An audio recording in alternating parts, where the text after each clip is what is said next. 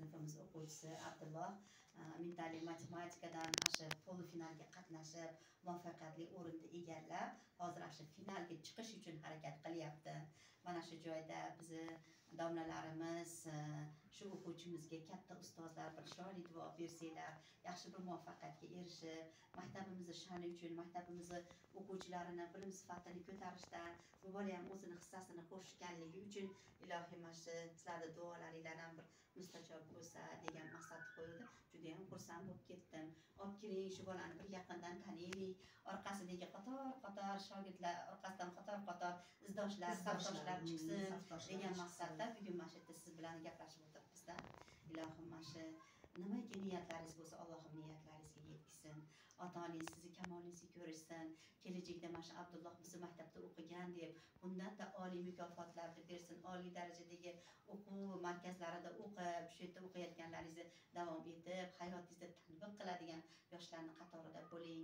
Mana shu Qirg'izistonimizga mehnat qiladigan, xizmat qiladigan yaxshi bir insonlarning safida bo'ling. Ilohim mana shu Mamadaliyevlar oilasidan shu Ismoiljon akani farzandlarini, nabiralarini ichidan shunaqangi bir yaxshi bilimli, iqtidorli bola bo'lib chiqqanligini biz bilan xursand bo'lib nima qilyapmiz-da, xursand bo'lyapmiz. Ilohim Allohim o'zi qo'llab quvvatlasin. Bismillahirrohmanirrohim. Amin. Ushbu mukammal duolarni o'qiyotgan namozlarimizni haqiqiy egasi bo'lgan Parvardigorim, avvalambor Allohim o'zing qo'llab quvvatlagaysan.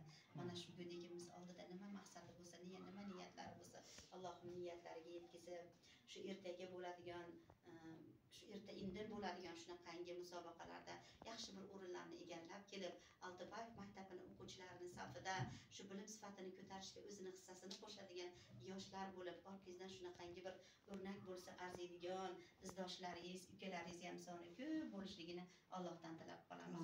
Elimiz uchun, yurtimiz uchun mehnat qilishga, kelajakda bir oliy o'quv yurtlari jabhalarida o'qishlarga kirib, yaxshi bilimlarni egallab, kelajakda o'z o'rningizni topishligingizni Allohdan so'rab qolamiz. Oq yo'l bersin.